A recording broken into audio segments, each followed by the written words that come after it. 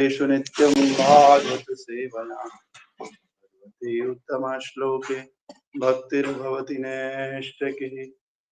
कृष्णाय वासुदेवाय देवकी नन्दनाय च नन्दगोपकुमाराय श्रीगोविन्दाय नमो नमः। मूकं करोति वाचालं पङ्गुं लङ्घायते गिरिं यत्कृपां तमहं वन्दे श्रीगुरो दीनतारिणं श्रीपरमानन्दमाधवं श्रीकृष्णचैतन्य ईश्वरं गुरुवे गौरचन्द्राय राधिकाय तदालये कृष्णाय कृष्णभक्ताय तद्भक्ताय नमो नमः। नमः ॐ विष्णुपादाय कृष्णपृष्ठाय भूतले श्रीमते भक्तिवेदान्त स्वामिने इति नामिने। नमस्ते सारस्वते देवे गौरवाणी प्रचारिणे निर्विशेष शून्यवादी पाश्चात्य देशधारिणे। जय श्री कृष्ण चैतन्य प्रभु नित्यानंद श्री अद्वैत गदाधर शिवासादि गौर भक्त वृंदा। हरे कृष्णा कृष्णा कृष्णा हरे हरे, हरे राम राम राम हरे हरे। हरे कृष्णा कृष्णा कृष्णा हरे हरे, हरे राम राम राम हरे हरे। ग्रंथराज श्रीमद् भागवत महापुराण की जय। श्रील प्रभुपाद गुरु महाराज की जय। अनंत कोटि वैष्णव वृंद की जय। निताय गौर हरि प्रेमानंदे। तो कल हमने श्रीमद् भागवतम पढ़ा था, पहला स्कंद अध्याय संख्या 12 और श्लोक संख्या 6। तो उसमें प्रभुपाद जी का तात्पर्य रह गया था। हमने एक स्टेंजा पढ़ा, दूसरा नहीं पढ़ा, तो आज उसी को हम कंटिन्यू करेंगे। श्रीमद् भागवतम पहला स्कंद अध्याय संख्या 12 और श्लोक संख्या 6। तो किम ते कामा सुरस्प्राह मुकुंद मनसो द्विजा अधिजाहुर्मुदं राज्ञ च्युति तस्य यथेतरे। किम ते कामा सुरस्पार्हा मुकुंद मनसो द्विजा अधिजह्युर्मुदं राज्ञ च्युति तस्य यथेतरे। किम ते कामा सुरस्पार्हा मुकुंद मनसो द्विजा अधिजर्हुमुदं राज्ञ च्युति तस्य यथेतरे। रिपीट करना चाहते हैं तो स्वागत है, जल्दी जल्दी। हरे कृष्ण प्रभु जी। किम ते कामसुरस्पर्हा मुकुंद मनसो द्विजा अधिजरुर्मुदं राज्य क्षुधि तस्य यथेतरे। और कोई हरे कृष्ण प्रभु जी। यस। किं ते कामासुरस्ताः मुकुन्दवनप्रविदारेजरुमुदं राज्ञाः कुशलितस्य यततरे। गौर हरि। और कोई? हरे कृष्ण प्रभु जी। जी प्रभु। किं ते कामासुरस्परः मुकंद मनसो द्विजा अधिजाहुर्मृदं राज्ञं श्रुतुर्दस्य यथेतरे। हरि हरि। ओके, और कोई? ठीक है।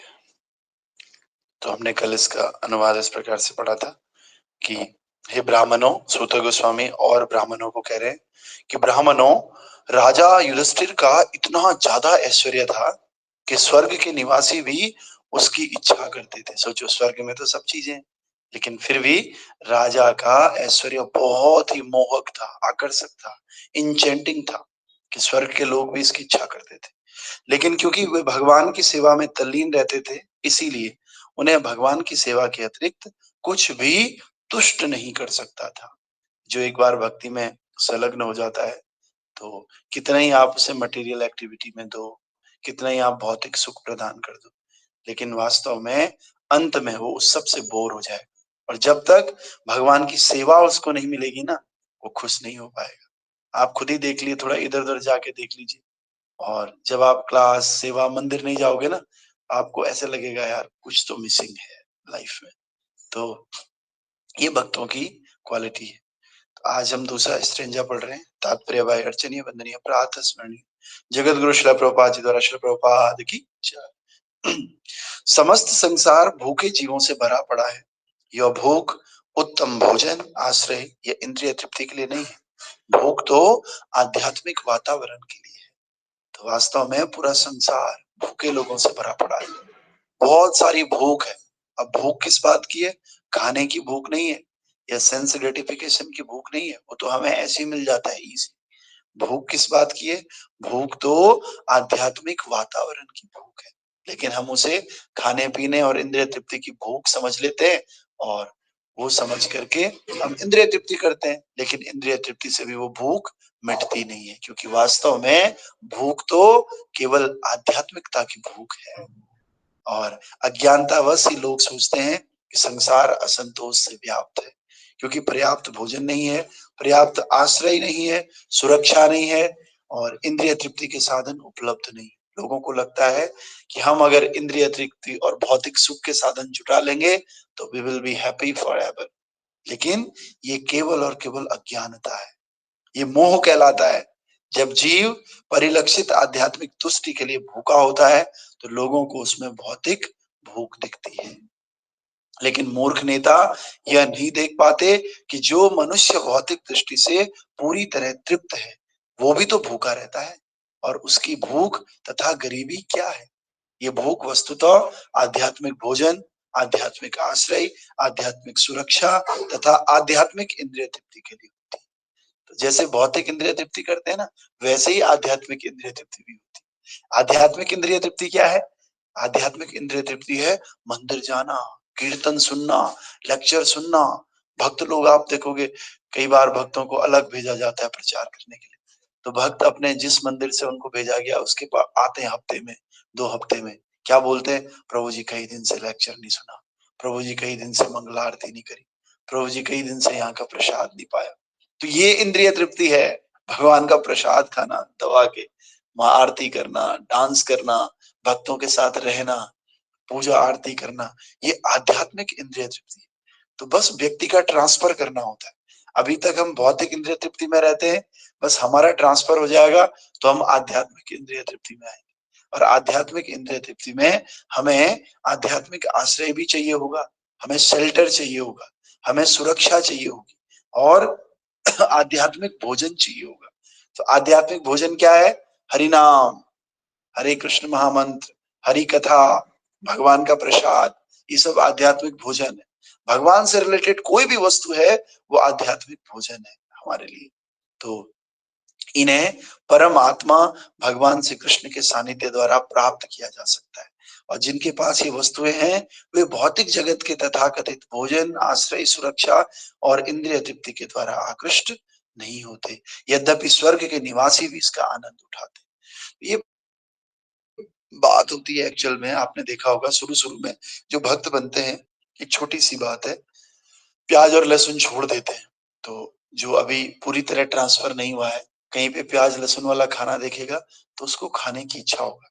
भले मन में सोच लिया कि अब मैं छोड़ दिया, लेकिन वो बोलेगा चलो अभी खा लेते हैं। लेकिन दूसरी तरफ जो व्यक्ति पूरी तरह से ट्रांसफर हो जाएगा, ये हो चुका है, वो मर जाएगा भूखे, लेकिन कभी प्याज लहसुन वाले खाने की तरफ देखेगा। तो this is the complete transfer of इंद्रिय तृप्ति फ्रॉम मटेरियल इंद्रिय तृप्ति टू द स्पिरिचुअल इंद्रिय तृप्ति। तो जो स्पिरिचुअली सिचुएटेड हो गया वो व्यक्ति कभी चाहकर भी, भूखे रहकर भी वो इन चीजों को टच नहीं करेगा। लेकिन बाकी लोग जो स्पिरिचुअल शेल्टर में नहीं है, स्पिरिचुअलिटी में नहीं है, वो सोचते हैं कि केवल भौतिक सुख से ही हमारा बेड़ा पार होने वाला है। तो इसीलिए अतएव प्रभुपाद कह रहे हैं कि यद्यपि स्वर्ग के निवासी भी क्यों ना इनका आनंद उठा रहे हो, तब भी वो इसकी तरफ आकर्षित नहीं होते। लेकिन जो अभी छोटे मोटे भक्त हैं, जो अभी भक्ति की फिलोसफीज क्लियर नहीं हुई है, वो लोग तुरंत आकर्षित हो जाते हैं। तो आइए, अतएव भगवत गीता में भी कहा गया है 8.16 में कि ब्रह्मांड के सर्वोच्च लोक अर्थात ब्रह्म लोक में भी, जहां जीवनादि पृथ्वी की गणना से कई लाख गुना ज्यादा होती, जीव अपनी भूख नहीं बुझा सकता। आ ब्रह्म भुवना लोका, बहुत सारे लोक हैं, बड़े बड़े लोक हैं। जैसे कल राधा माता जी ब्रह्मलोक की बात कर रही, तो प्रभुपाद जी यहाँ पे समझा रहे हैं ब्रह्मलोक ब्रह्मांड का सबसे बड़ा लोक है ब्रह्मा जी का, लेकिन वहां पर जाकर भी हमारी ये आध्यात्मिक भूख नहीं मिटती है। ये भूख तो केवल भगवान के नाम से मिटती है, और उसके लिए ब्रह्मलोक जाने की आवश्यकता भी नहीं, यही बैठे बैठे बुझ सकती है। उसके लिए केवल शुद्ध भक्त का सानिध्य आवश्यक है, भगवान श्री कृष्ण के चरण कमलों का सानिध्य आवश्यक है, तब वो भूख मिट सकती है। और ऐसी भूख तभी शांत होती है जब जीव अमरता को प्राप्त होता है, और अमरता जिसे वैकुंठ लोक में ही, जो कि ब्रह्म लोक से भी बहुत ऊपर है, उन भगवान मुकुंद के सानिध्य द्वारा प्राप्त किया जा सकता है, जो अपने भक्तों को मुक्ति का दिव्य आनंद प्रदान करने वाले हैं।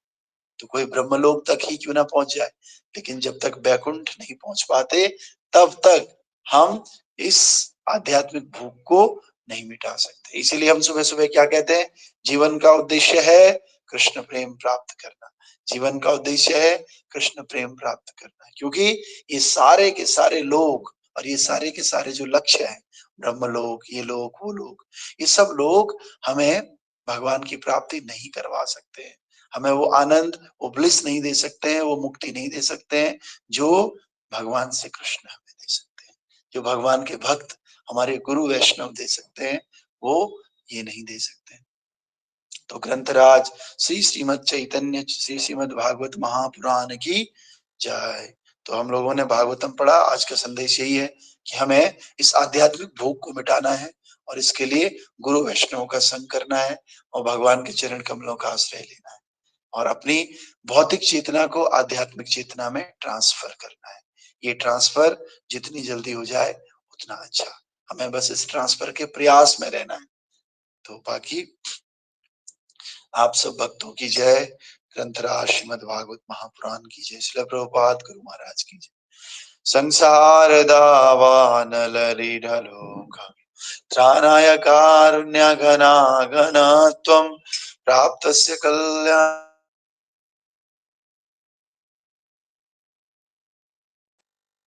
प्राप्तस्य कल्याण गुणार्णवस्य वंदे गुरौ श्री चरणारविंदम्।